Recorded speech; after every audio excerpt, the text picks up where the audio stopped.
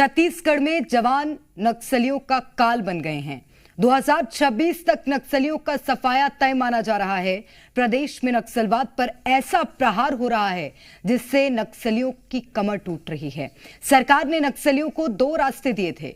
पहला, नक्सलवाद को छोड़ एक नया जीवन शुरू करने का, जिसके लिए शायद सरकार ने योजनाओं की भी शुरुआत की, और दूसरा रास्ता नक्सलियों के जहन्नुम जाने का। अगर नक्सलवाद नहीं छोड़ा तो मौत तय है।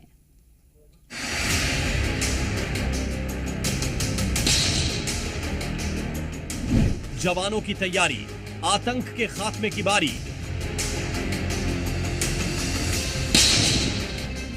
बीजापुर में मुठभेड़, 31 नक्सली ढेर।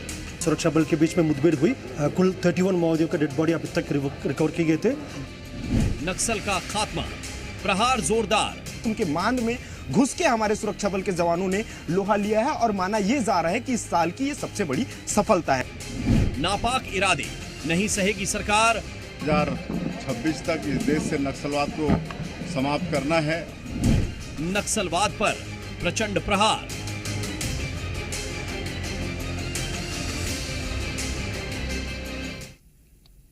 छत्तीसगढ़ से लाल आतंक को खत्म करने के लिए सुरक्षा बल ताबड़तोड़ एक्शन ले रहे हैं। आज भी बीजापुर में हुए मुठभेड़ में जवानों ने 31 नक्सलियों को ढेर कर दिया। साथ ही उनके पास से आधुनिक हथियारों का जखीरा बरामद हुआ। हालांकि इस दौरान 2 जवान भी शहीद हो गए। बीते 1 साल में नक्सलियों के खिलाफ सरकार जिस तरीके से एक्शन ले रही है, उसने नक्सलियों की कमर ही तोड़ दी है।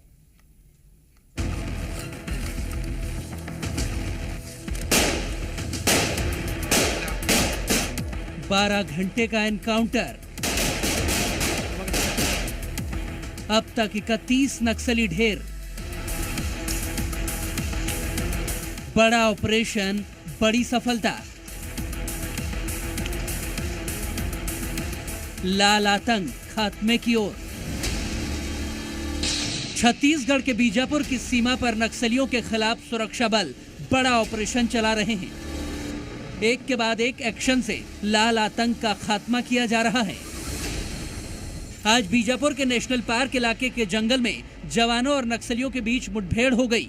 मुठभेड़ में अब तक 31 नक्सली मारे जा चुके हैं। मारे गए नक्सलियों के पास से कई ऑटोमेटिक हथियार बरामद हुए हैं। वहीं 2 जवान भी शहीद हुए हैं।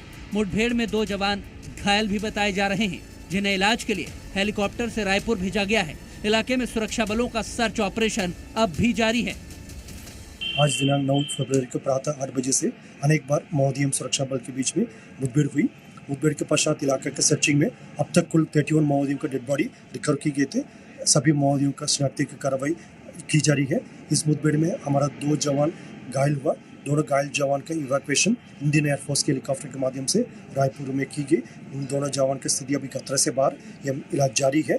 और इस मुठभेड़ में हमारा 1 DRG का जवान, 1 STF का जवान का शहादत होगी। बता दें कि बीजापुर के नेशनल पार्क इलाके के जंगलों में नक्सलियों के होने की खबर मिली थी, जिसके बाद बीजापुर DRG, STF और संयुक्त बल मौके पर पहुंचा और फिर नक्सलियों से मुठभेड़ शुरू हो गई। इस दौरान पूरा इलाका गोलियों की तड़तड़ाहट से गूंज उठा। नक्सलियों के खिलाफ इस बड़े ऑपरेशन पर गृह मंत्री अमित शाह ने भी बधाई दी और सोशल मीडिया एक्स पर लिखा, नक्सल मुक्त भारत बनाने की दिशा में सुरक्षा बलों ने छत्तीसगढ़ के बीजापुर में बड़ी सफलता हासिल की है। इस ऑपरेशन में 31 नक्सलियों को ढेर करने के साथ ही भारी मात्रा में हथियार और विस्फोटक सामग्री भी बरामद की गई है। मानवता विरोधी नक्सलवाद को समाप्त करने में आज हमने अपने 2 बहादुर जवानों को खोया है। यह देश इन वीरों का सदा ऋणी रहेगा। शहीद जवानों के परिजनों के प्रति भावपूर्ण संवेदनाएं व्यक्त करता हूं।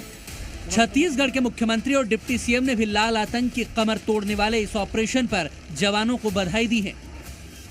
650 से अधिक जवानों ने अनेक कैंपों से ऑपरेशन लॉन्च किया, अनेक दिनों का अभियान किया और उसके बाद आज 31 नक्सलियों के मारे जाने की सूचना है।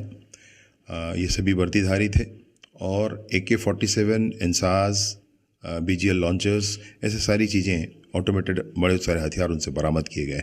पूरा देश जानता है कि हम लोग जब से सरकार में आए हैं तब से नक्सलवाद के साथ मजबूती के साथ लड़ाई लड़ रहे हैं और उसकी पूरे देश में तारीफ भी हो रही है और हमारे जवानों के साहस को हम सलाम करते हैं।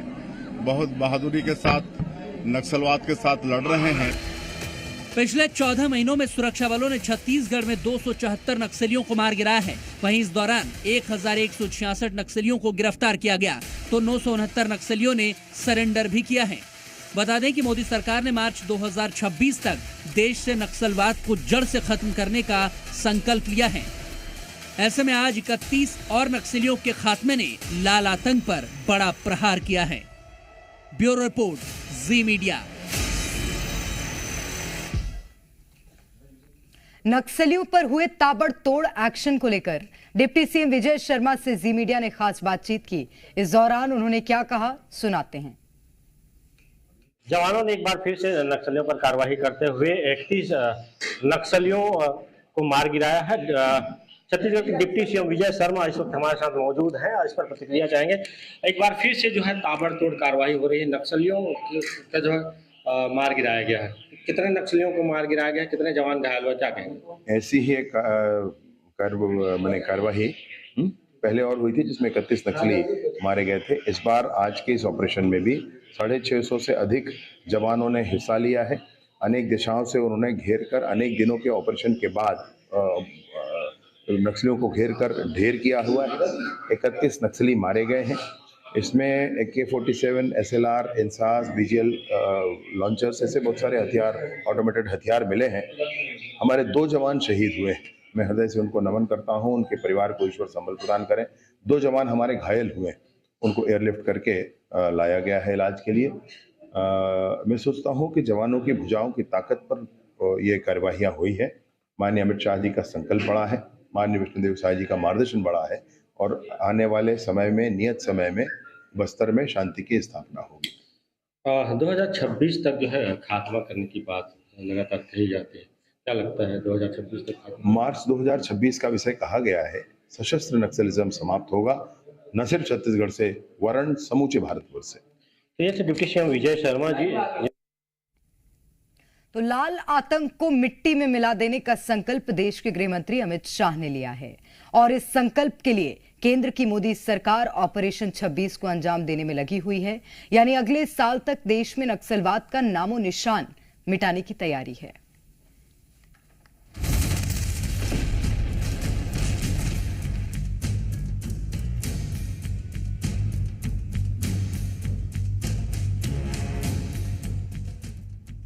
छत्तीसगढ़ के बस्तर संभाग में अब धीरे धीरे लाल आतंक अंतिम सांस ले रहा है। दशकों से बंदूक के बल पर ग्रामीणों का शोषण करने वाले और सुरक्षा बलों पर हमला करने वाले नक्सली अब पनाह मांग रहे हैं। केंद्र सरकार का नक्सल मुक्त अभियान नए साल की शुरुआत के साथ और तेज हो गया है। सुरक्षा बलों ने अब नक्सलवाद के खिलाफ निर्णायक जंग का ऐलान कर दिया है। यानी अब जवान आर पार के मूड में हैं।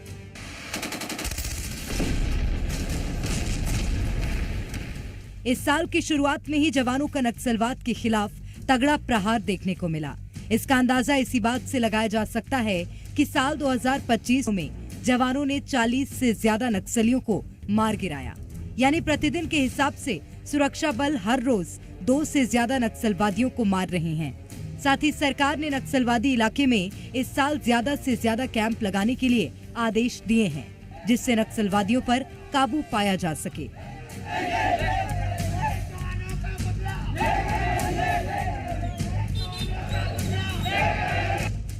जिस तरह से माओवादियों के खिलाफ फोर्स काम कर रही है, उससे अब साफ हो गया है कि देश अब जल्द से जल्द नक्सलवाद से मुक्त हो जाएगा।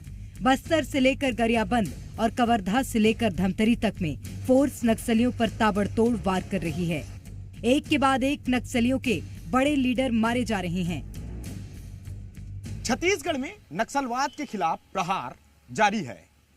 बीते 1 साल में 300 से अधिक माओवादियों को सुरक्षा बल के जवानों ने ढेर किया है।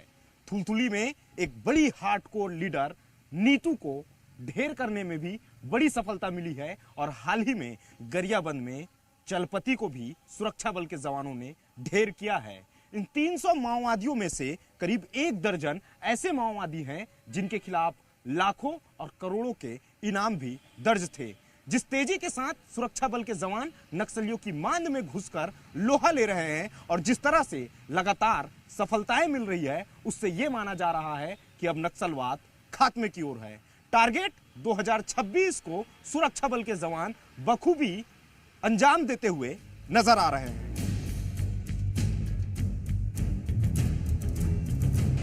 नक्सलवाद के खिलाफ अचूक शाह नीति।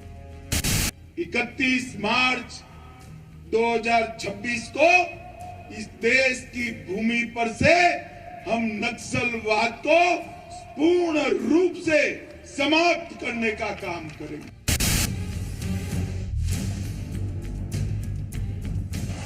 लाल आतंक पर अंतिम प्रहार।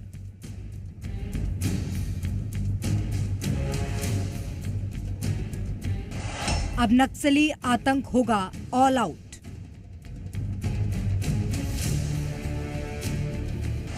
प्लान तैयार, खात्मे का इंतजार।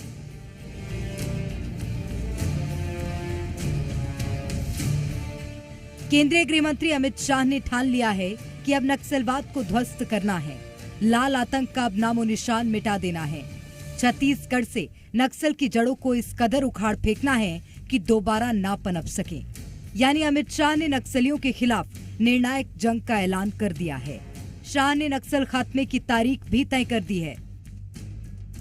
31 मार्च 2026 को इस देश की भूमि पर से हम नक्सलवाद को पूर्ण रूप से समाप्त करने का काम करेंगे और यहां पर विकास हो। गृह मंत्री अमित शाह नक्सलवाद को खत्म करने के लिए जंग का ऐलान कर चुके हैं और नक्सल खात्मे की तारीख भी बाकायदा मुकर्रर कर दी गई है। शाह ने नक्सलियों से हिंसा छोड़ने, हथियार डालने और आत्मसमर्पण करने की अपील भी की है।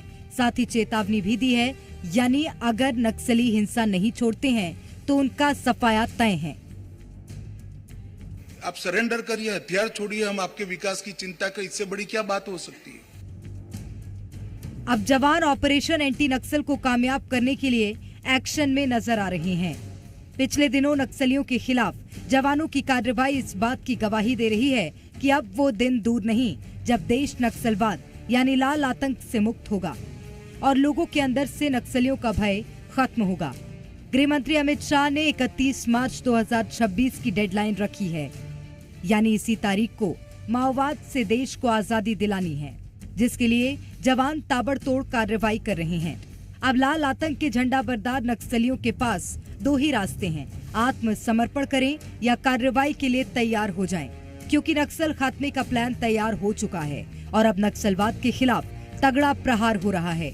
अब वो दिन दूर नहीं जब नक्सलवाद से देश आजाद होगा। ब्यूरो रिपोर्ट, जी मीडिया।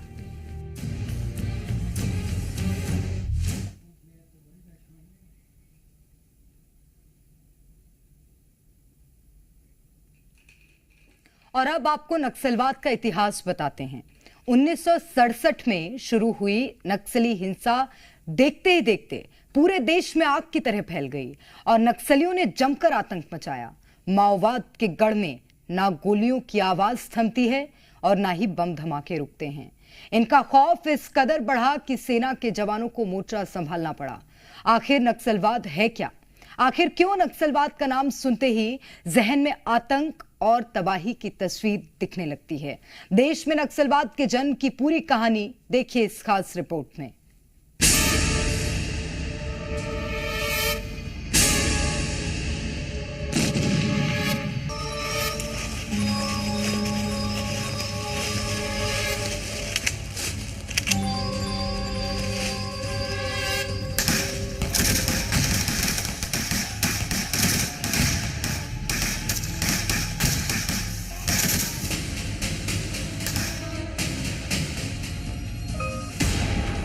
नक्सलवाद, ये सुनते ही आपके जहन में याद आता है बंदूक, गोलियों की आवाज, बम धमाके की गूंज और हत्या।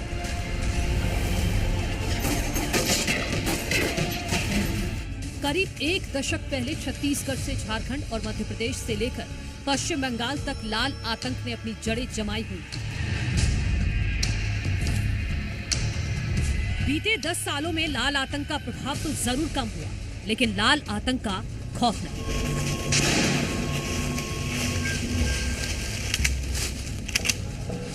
आज भी लाल आतंक के हमले देखने को मिलते हैं। हालांकि ये हमले पहले से जरूर कम हुए हैं, लेकिन हमलों का सिलसिला रुका नहीं है। देखिए अमित साहब, उधर से भी फायर आ रहा है। नक्सलवादियों का सामना सुरक्षा बल लगातार करते आ रहे हैं, लेकिन अगर देखें तो नक्सलवादियों और सुरक्षा बलों के बीच चल रहे संघर्ष में अगर किसी का नुकसान हुआ है तो वो हैं आम लोग। आम लोग दोनों पक्ष यानी सुरक्षा बल और नक्सलियों के निशाने पर बने रहते हैं। जहां सुरक्षा बलों पर आरोप लगे हैं कि उन्होंने नक्सली कहकर आम लोगों को निशाना बनाया है, वहीं माओवादियों पर भी आरोप है कि उन्होंने भी पुलिस का मुखबिर कहकर कई लोगों को मौत के घाट उतारा है।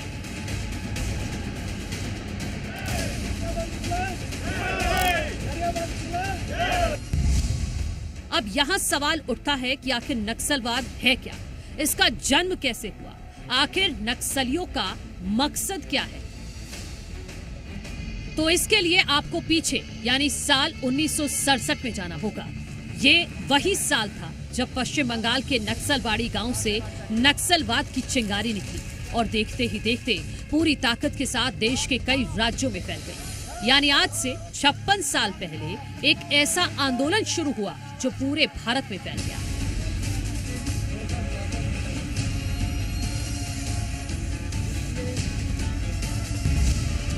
अब सवाल उठता है कि आखिर नक्सलवाद आया कहां से, तो जवाब मिलेगा चीन में एक कम्युनिस्ट नेता हुए, नाम था माओ त्से तुंग। माओ ने एक बार कहा था, एक चिंगारी सारे जंगल में आग लगा देती है। माओ वही नेता थे जिन्होंने चीन में क्रांति की थी। चीन की ही तर्ज पर आज से 56 साल पहले पश्चिम बंगाल के सिलीगुड़ी जिले में पड़ने वाले नक्सलबाड़ी गांव में भी एक आंदोलन छिड़ा था। इसे नक्सलबाड़ी आंदोलन कहा जाता है। आंदोलन के तहत आदिवासी किसानों ने हथियार उठा लिए थे। ये वो लोग थे जो माओ की विचारधारा को मानते थे, इसीलिए इन्हें माओवादी भी कहा जाता है।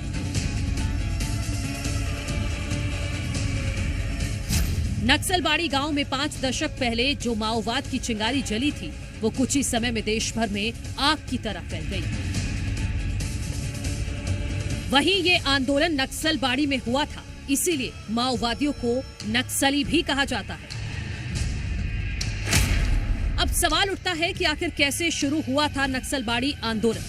बात मई 1967 की है। उस समय कम्युनिस्ट पार्टी ऑफ इंडिया के नेताओं ने बड़े जमींदारों के खिलाफ हथियार उठा लिए थे और मकसद था बड़े जमींदारों से जमीन छीनकर किसानों और भूमिहीन मजदूरों में बराबर बांट देना।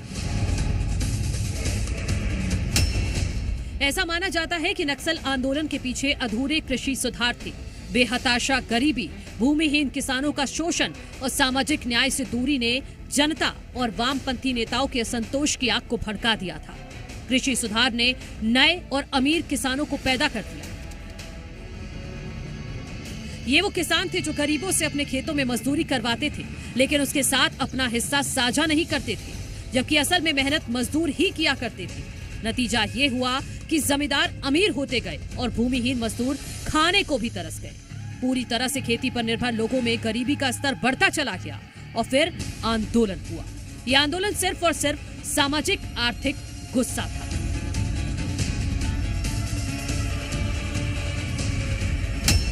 नक्सल नेताओं की सबसे बड़ी प्रेरणा चारू मजूमदार थे। चारू मजूमदार चीन के कम्युनिस्ट नेता माओ से काफी प्रभावित थे। सत्तारूढ़ एलियट वर्ग को उखाड़ फेंकने के लिए माओ ने चीन की शोषित जनता को एक करने का काम किया था। चारू मजूमदार ने माओ के उसी आइडिया को पश्चिम बंगाल में लागू किया। उनके 8 ऐतिहासिक दस्तावेजों ने नक्सल विचारधारा को बढ़ाया और कम समय में ही लोकप्रिय हो गए। वहीं अगले 4-5 सालों में नक्सलबाड़ी आंदोलन पूरे पश्चिम बंगाल में फैल गया। अमारबाड़ी, तोमारबाड़ी, नक्सलबाड़ी, नक्सलबाड़ी जैसे नारे राज्य भर में सुनाई देने लगे। आंदोलन असल में आजादी के बाद से ही भड़कने लगा था, लेकिन इसे सरकार ने कमतर आंका। हालांकि इसके बाद सरकार का इस पर ध्यान गया। 2008 में तत्कालीन प्रधानमंत्री मनमोहन सिंह ने माओवादी हिंसा को देश की आंतरिक सुरक्षा के लिए सबसे बड़ा खतरा बताया। तब से ही सरकार के नक्सलवाद के खिलाफ लड़ाई शुरू हो गई। ब्यूरो रिपोर्ट, जी मीडिया।